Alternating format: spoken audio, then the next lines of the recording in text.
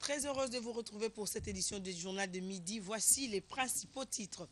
Une délégation du Forum des commissions électorales de la SADC séjourne à Kinshasa, conduite par son président le juge Mapela Lolo. Cette délégation a échangé avec les membres de la CENI, de la CIM ainsi que le président du Sénat.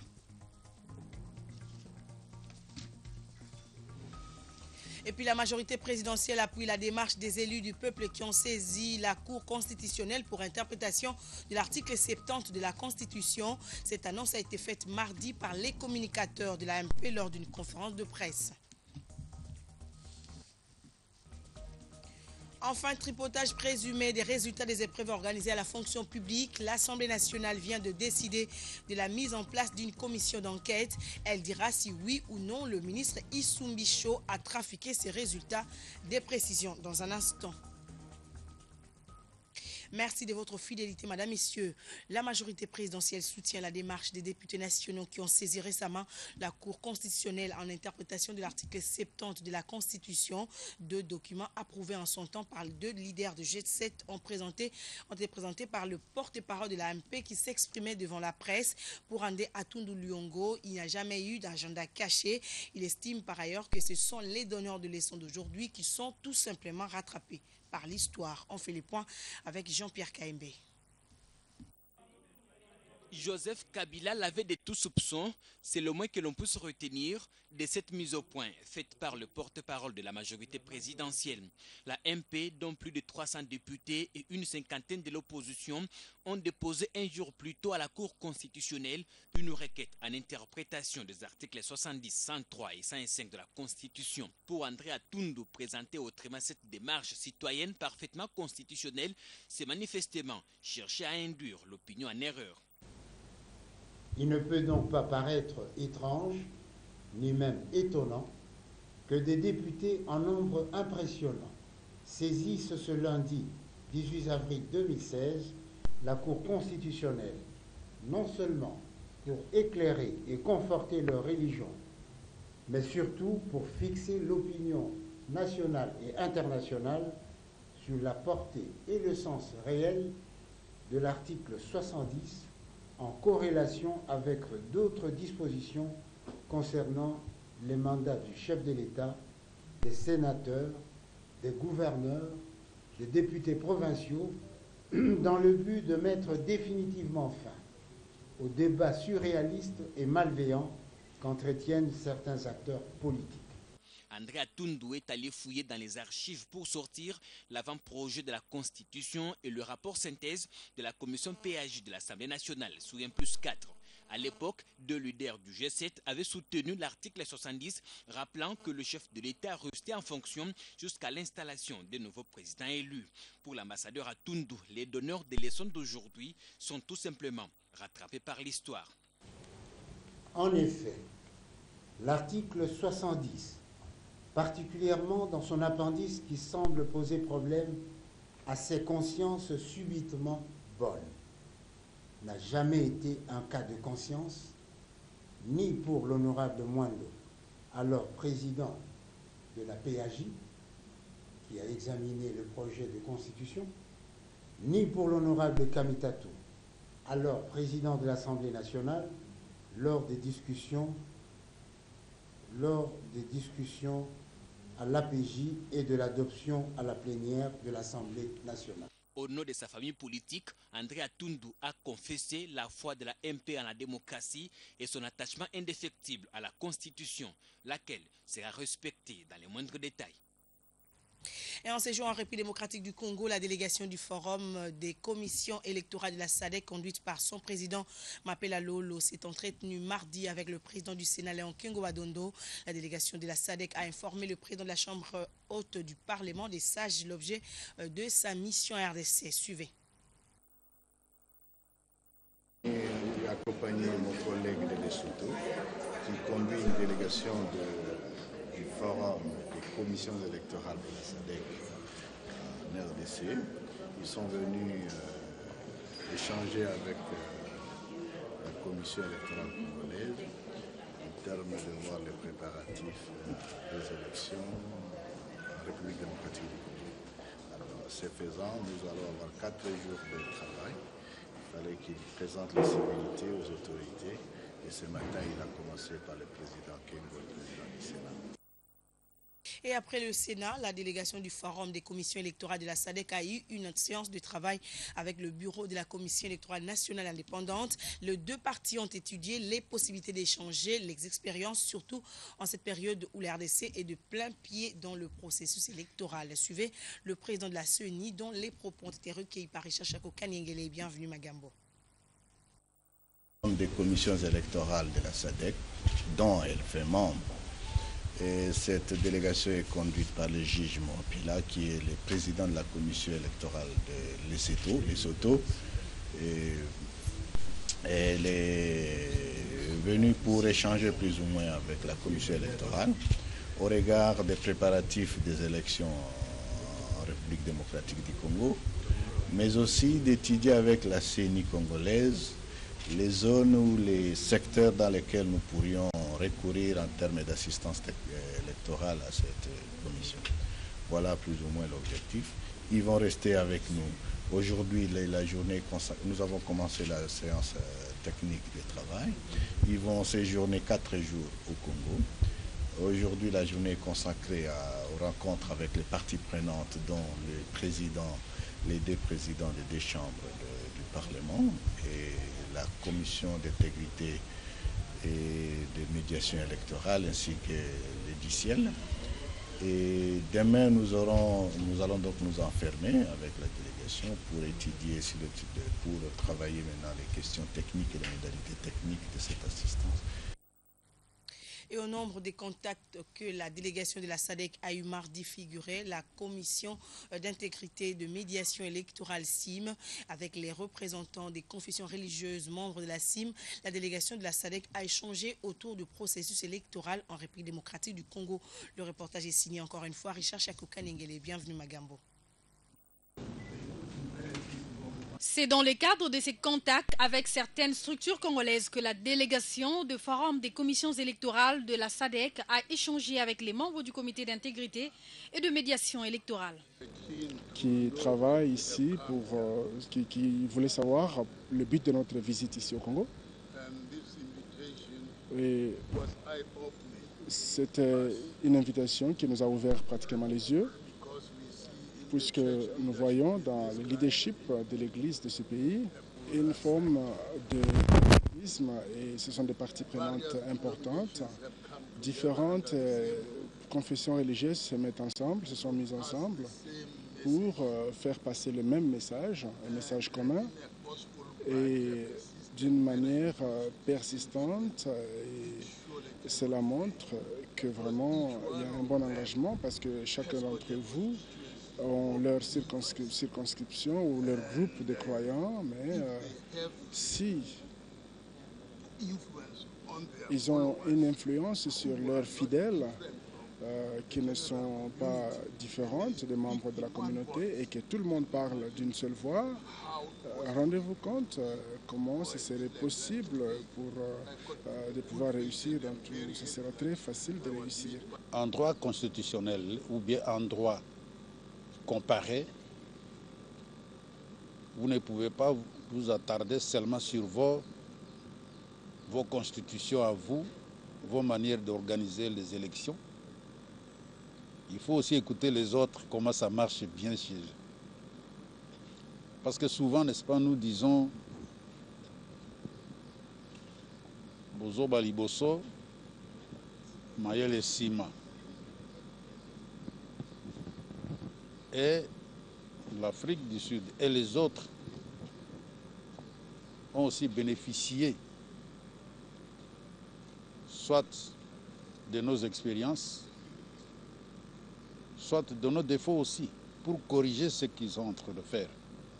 Au nom de la CIM, Monseigneur Marini Bodo attend de la délégation de la SADC véritable échange d'expériences en matière électorale.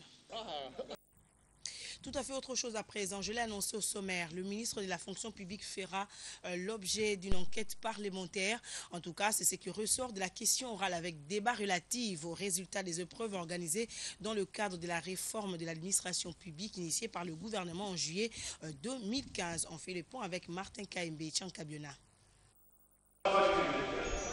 Dans sa réplique aux préoccupations des députés nationaux à la question orale avec débat relative aux résultats des épreuves organisées dans le cadre de la réforme de l'administration publique, Pascal Oussoumbisho a rassuré les élus du peuple de la volonté de son cabinet à respecter les instructions du gouvernement adoptées dans le cadre organique des structures standards communes à tous les ministères. Tout en reconnaissant certaines imperfections, le ministre de la fonction publique se dit prêt à prendre en compte les avis et recommandations de l'Assemblée nationale. Le comité de pilotage et de modernisation de la réforme de l'administration publique, comité dirigé par le Premier ministre et chef du gouvernement, avait jugé prioritaire l'implantation des structures standards dans toutes les administrations, après bien sûr la rationalisation des missions, des structures et des cadres organiques de l'administration publique.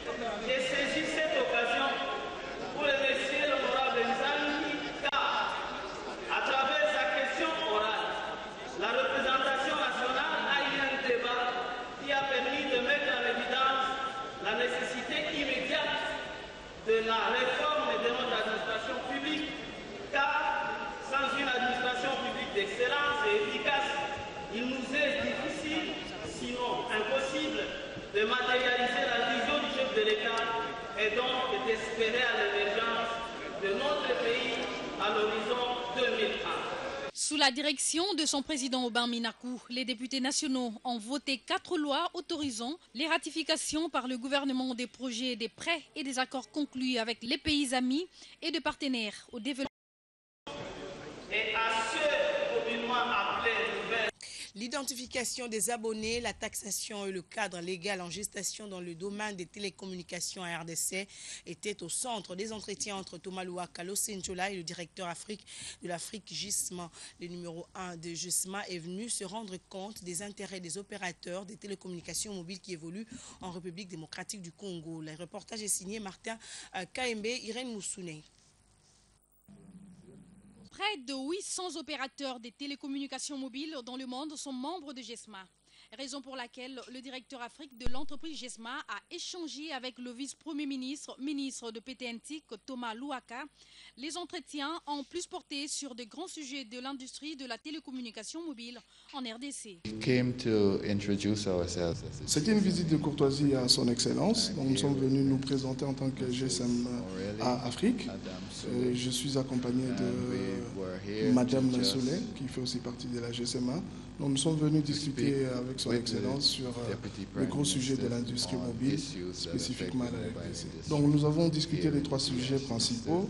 D'abord l'enregistrement des abonnés, donc l'identification des abonnés, et la taxation dans le secteur des télécommunications, et enfin la loi sur les télécoms, donc le cadre légal qui est en train d'être mis en place.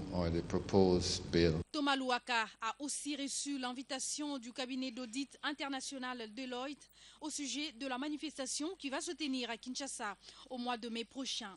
Plusieurs sujets de tendance mondiale et locale de TMT y seront développés. Et autre chose, Jean-Marie Kassamba ne fera pas l'objet d'aucune sanction dans l'affaire l'opposant à un groupe des sociétaires de l'UNPC. Cette décision est saluée par 45 journalistes et sociétaires de l'UNPC, signataires de la plainte initiée contre le patron de l'espace 50, reproché d'être allé à l'encontre de l'éthique et déontologie professionnelle au regard de ses fonctions qu'il occupe au sein de la corporation journalistique UNPC Kinshasa. Serge Kabongo, porte-parole des journalistes et signataires, dit prendre acte de cette décision. Suivez-le au micro de Irène Moussouné. Aujourd'hui, l'information c'est que la commission d'éthique, notre tribunal de paix, la commission de discipline, a rendu sa décision depuis hier, acquittant notre président provincial UNPC Kinshasa, M. Jean-Marie Kassamba.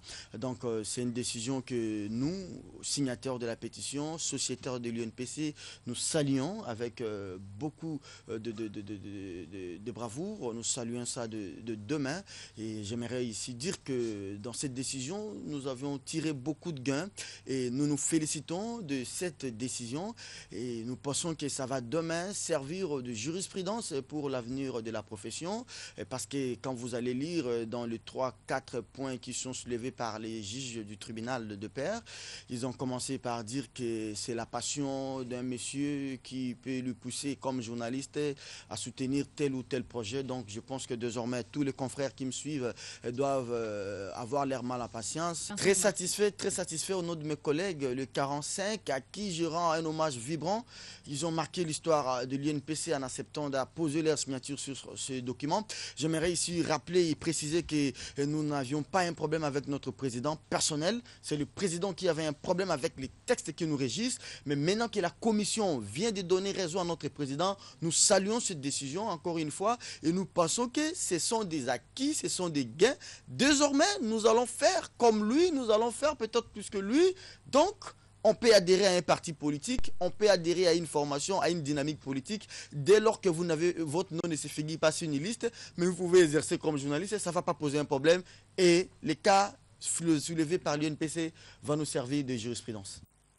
Parlons maintenant de la situation sécuritaire. Le calme est revenu dans la localité de Biakato, en territoire de Mambasa, dans l'ancienne province orientale, après une matinée cauchemardesque marquée par une attaque d'une coalition Maï-Maï, attaque déjouée par les éléments des forces armées de l'RDC tout l'avant-midi de mardi. Bilan 2 miliciens Maï-Maï tués. On fait le point avec Marty Dakozolemba. Selon nos sources dans la zone, c'est en début d'avant-midi que les assaillants identifiés comme des Maï-Maï, regroupés au sein de l'Union patriotique pour la libération du Congo, ont investi la localité de Biakato, chef-lieu de la chefferie Babila Babombi en territoire de Mambasa, dans la province orientale des Mambré.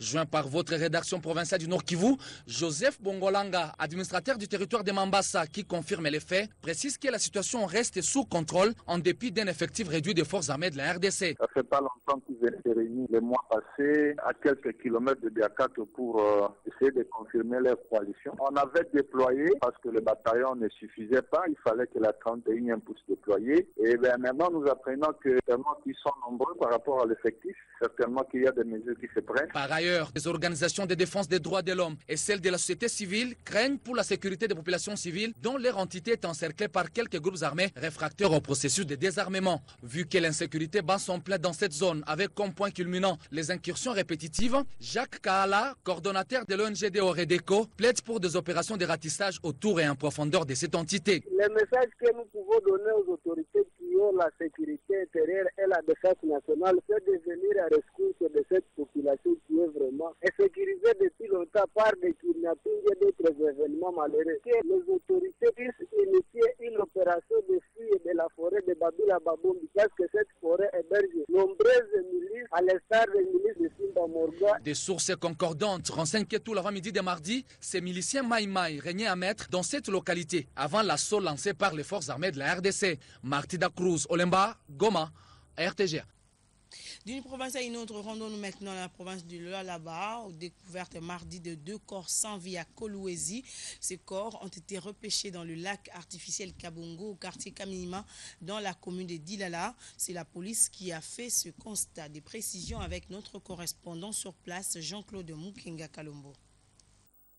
Ces 2 corps sans vie ont été repêchés par les agents de l'ordre dans le lac artificiel Kabongo, situé dans le quartier Kanina, commune de Dilala à Kolwezi. Selon ces derniers, il s'agit de 2 hommes de 30 ans tués par balle et jetés dans ce lac lors des accrochages entre les militaires et les populations de Kanina et Ewabura le dimanche dernier.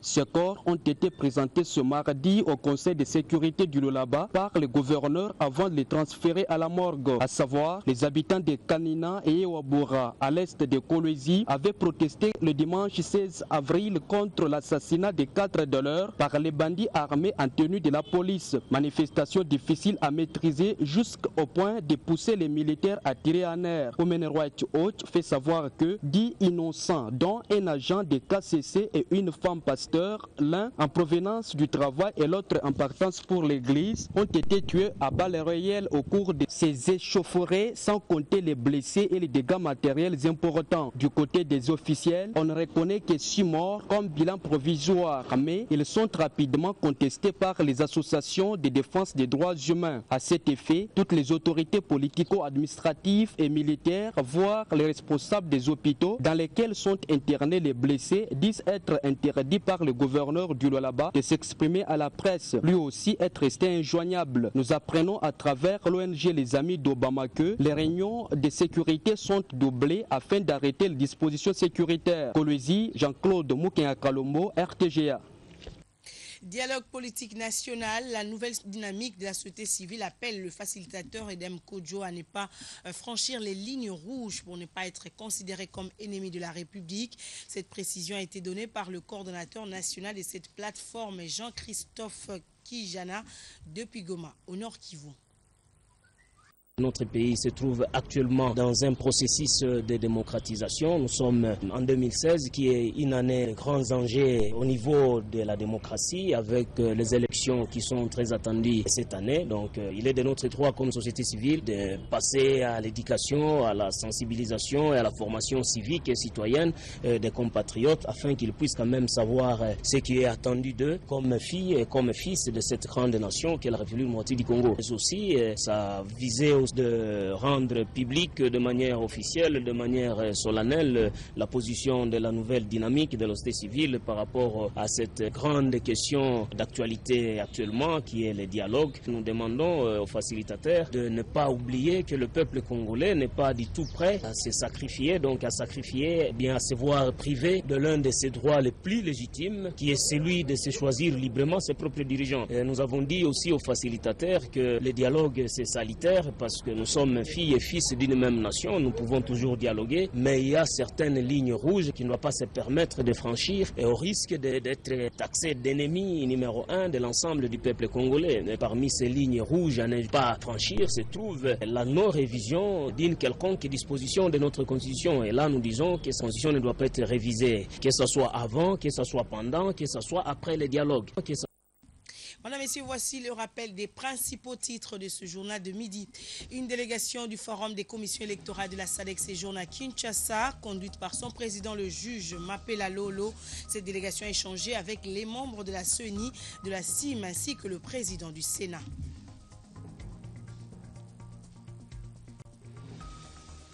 Et vous avez également suivi la majorité présidentielle appuie la démarche des élus du peuple qui ont saisi la Cour constitutionnelle pour interprétation de l'article 70 de la Constitution. Cette annonce a été faite mardi par les communicateurs de la MP lors d'une conférence de presse ici à Kinshasa. Tripotage présumé des résultats des épreuves organisées à la fonction publique, l'Assemblée nationale vient de décider de la mise en place d'une commission d'enquête. Elle dira si oui ou non le ministre Issumbicho a trafiqué ces résultats. C'est un dossier à suivre. Ainsi s'achève cette édition d'information. Madame, Messieurs, merci de l'avoir suivi. Le prochain rendez-vous, c'est tout à l'heure à 14h. D'ici là, portez-vous bien.